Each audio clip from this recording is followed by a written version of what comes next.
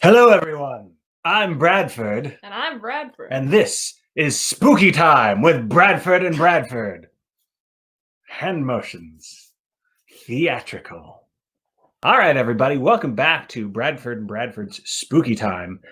Last week, we talked about The Shining, and so today we are going to talk about and review Dr. Sleep, the sequel to The Shining. So, we're going to start by talking about the plot and themes. I, editing the last couple of videos, noticed that I talk way too much. So I'm going to let you start, and I'm going to try to be a more attentive listener. So I don't have to, because I end up editing out most of my teacher splaining stuff.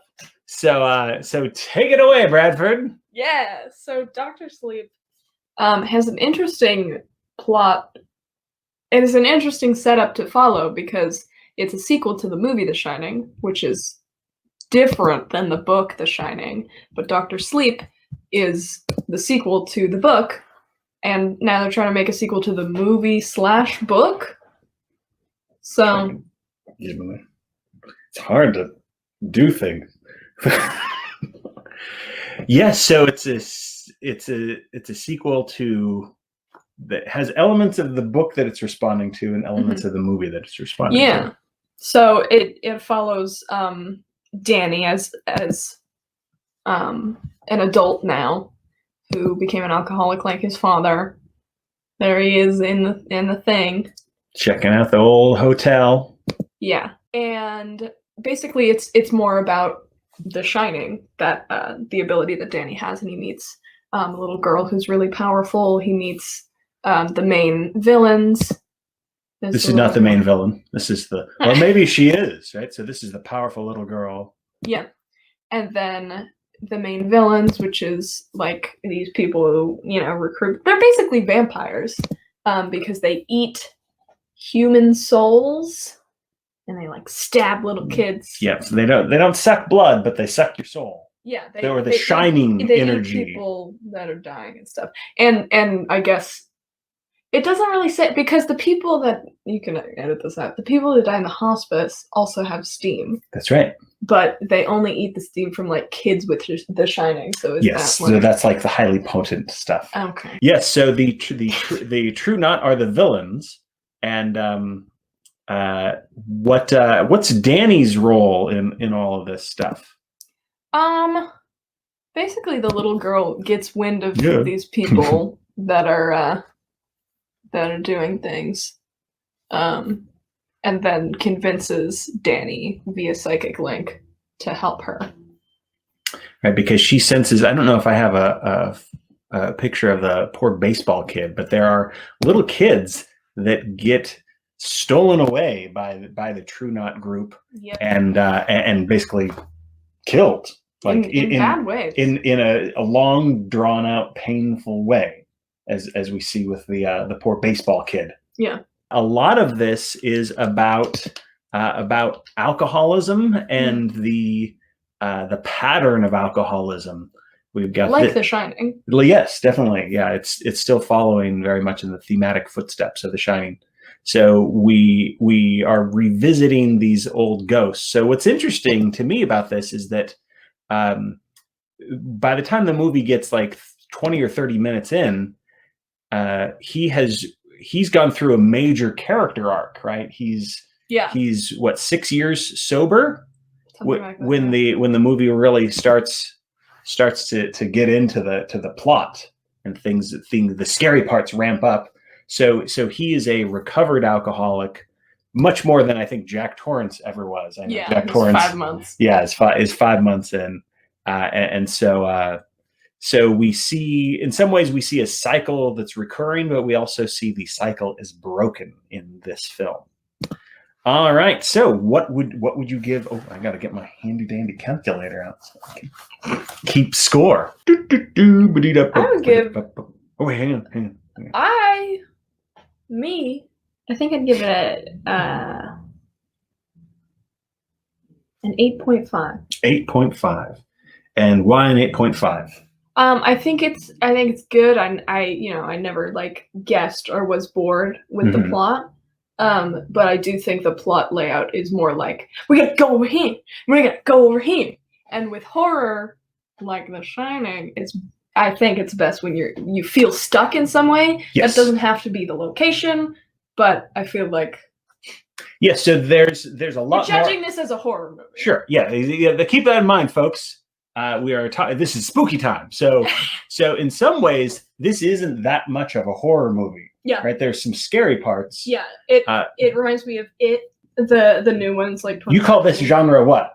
Horror adventure. Horror adventure.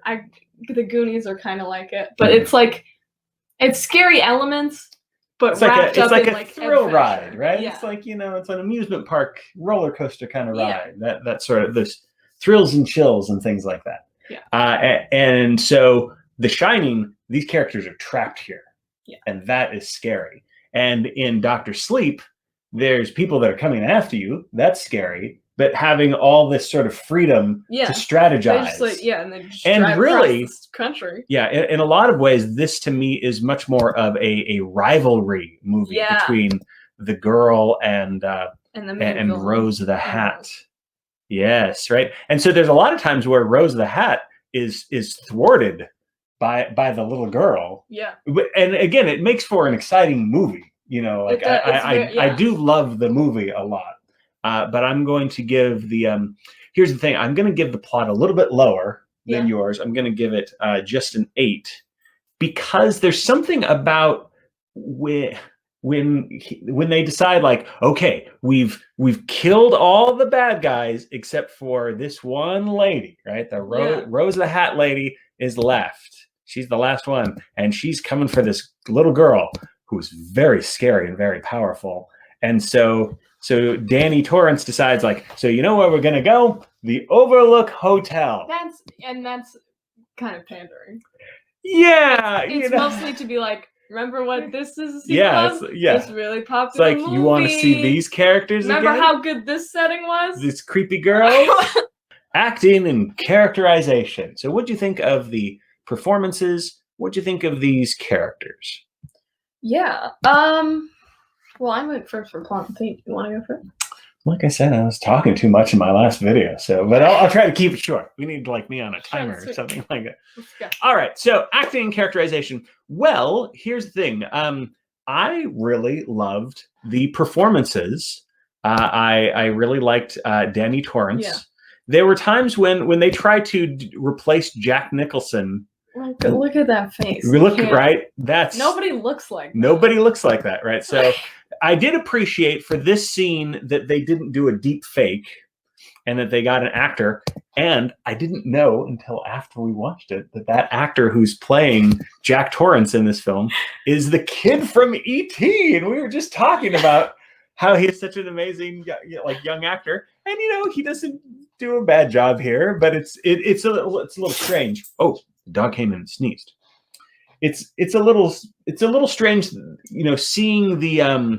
seeing some of the characters. Like, where's the seeing some of the characters played by other actors.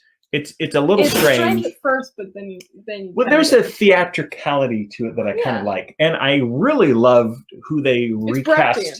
Yes, it is Brechtian. Look at you, theater history. Yes. I loved who they cast as Wendy. Yeah, I thought she did recreating the voice and the mannerisms of Shelley Duvall. Even though she's not in it that much, but it leaves a big impact. I love this actress. I don't know her name, but it's pretty powerful and scary. And also, most of the young actors were pretty good. Yes. Yeah, no, I thought that the baseball kid. Oh, that scene was really brutal. Because of his acting. That scene seemed very, very good. So overall, I think I liked all of the choices that they made for acting and characterization. And I love Ewan McGregor in just about everything I've seen him, and I love him in this as well. I think I'm gonna just echo all that. That's good. What? What did you think of? Let's talk about this character, Snakebite Annie. Oh yeah, I wanted her to be good. What did you think of Snake? I wanted her to have like a redemption, like a turning point. Yeah, because she seems to have some qualms at first when she's turning. She super does. She's like, what happened to me? Well, she's using her powers for kind of good because she's going after men who have to deserve to have who like her on dating profiles. She's 15, yeah. so she's like baiting them and then giving them like a mark. She doesn't even kill them. She's like, you got a little mark, and don't you forget it. I stole some money. Yeah, so she's really kind of, you know, she could have gone either way, but she goes down this path. It seems like she takes her hatred, her rightful hatred of male predators, and then sort of applies it to all men, all humanity, maybe. But right? No, because they're mostly going after kids. Yeah, I know. So it's interesting. So based upon what she sees, she's being stalked by men. I think also once she just gets turned, like maybe there's something in there that just like, you're evil now. Well, she asks, am I human? And Rose says, do you care? Which I think is a cop-out, because they said that twice in the movie. I want to know the details. I want to know how it works. If a doctor did a physical of them, would they have a heartbeat? Would they have a pulse? Would their saliva have human DNA in it? You know, like I want to know. You know, the funny thing is about a lot of vampires and also the True Nut characters is that they talk like, I'm immortal. It's like, if a you just got shot by a gun and died. If a car crash kills you, you're totally not immortal. Which I think that's the best version of immortal. Well, that's because then you don't like. Because then you're just young, and then maybe you live like 100 years. Because you still, because life is still thrilling, because it's still precious and exactly, right? And you don't outlive the world. That's right. And you don't age. So. All right, let's get to work on that. All right. America. So what are you gonna give acting and characterization? I'm gonna give it, I think a 9. A 9, all right. What did you give it? I think a 9 is a good score. Yes, I'm going to agree with that. Next up is setting and tone. Now, I love the setting of The Shining, as I keep talking about in these videos.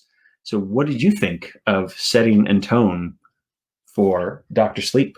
I thought it was pretty good. I liked the kind of the meditation aspects of The Shining. I really liked exploring how like the inside of people's mind looks and how it works, and like how you telepathically communicate, and like the chalkboard between Danny and ABRA. I think points will be taken away.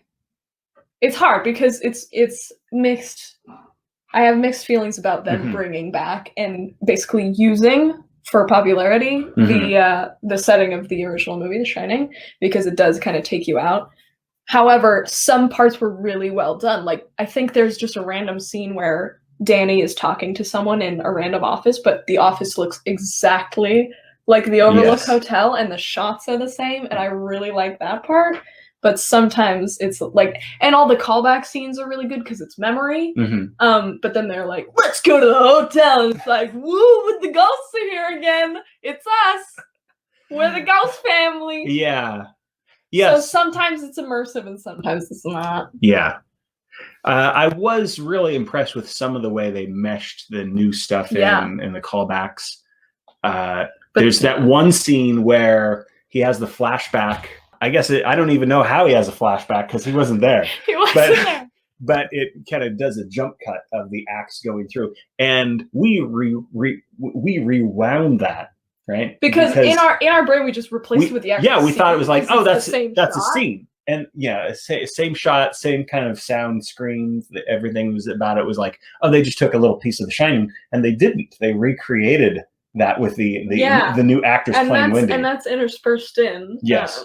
And that's like I said, the callbacks with memory. Yeah, really so I enjoyed all of that. But it does seem like there's something. Remember when they? I think the group of the ghosts together, when they're like, "We're gonna get you." Oh, and it's like we're all around. They do that to Rose. They do that to Danny. And then they do that to Danny, and they possess Danny, and which I like the possession because that's what happened to his father and stuff. But I'm just talking about the group of the ghosts where they're like standing on the staircase. Yeah, I'm like, I feel like the little girl shouldn't be there, and like. I feel like they're all their own story. Yeah. You know? But so it is interesting how we have like we've got we got two bad guys, right? We've got the living bad guy of the Yeah. true nut, and then we've got the hotel old I would ghost. categorize as a T-Rex. Yes, and then the From Jurassic velociraptors are Park. true nut. They're the velociraptors. Sure, yeah. Okay. But just that, I mean, they could be antagonists, Yeah. but the hotel is the T-Rex, where it's just danger, and it's got a little bit of like honor and reputation because like that guy's cool. Yeah. You know. Yeah, and I don't know how my mixed feeling really happens when Rose is in the hotel and she's like, "Ooh, I kind of like the feel of this," and then the hotel elevator door opens up with like, "Here's some blood," and she's like, "Nice, I like it," and like she just kind of moves on. What are you supposed to do? Yeah, with because that, I feel like the hotel's like, "Hey," and then the hotel's probably thinking like, is that all we got? We went with blood again? Like we couldn't come up with it. That's true. You know, like yeah, so I am going to give setting and tone, I'm going to give it 8. Because on the one hand, recreate some things wonderfully, but on the other hand, ultimately it feels like it's a little bit of a crutch. It's a little bit of relying on that. So I'll give it an 8. What about you? Give it a 7.5. All right, 7.5. Visual effects and sound effects. Yeah, I mean, I always talk about gore in this category. Obviously, you can't bring a lot of gore because they're trying to keep a little bit of the same feeling of The Shining, and there's not that much in that. So sticking with that is probably a safe bet. Sound effects, I really, really love the music, and it's obviously there's a whole bunch of Shining soundtrack weaved into that with the old-timey music, but also just the score. And I think that's a really good crutch to use because it's really good music. Yeah. And music, you know, puts you in that space of The Shining. But yeah, those are my thoughts. Okay. Yeah, I think that the makeup scene, like the creepy old lady again, that was done pretty well. Yeah. This is maybe more about tone, but I do love the look of the boxes and things like that. Yeah. And the sort of the dream space. Yeah, Rose flying around, and like I was saying before, the of any things to use, I think using the music is probably the best idea. I also really liked the eyes when their eyes are glowing. Yeah. And going back to that really brutal scene with the poor baseball kid. Yeah. I'm going to give this a pretty good score because of what they're showing and what they're choosing not to show. Right.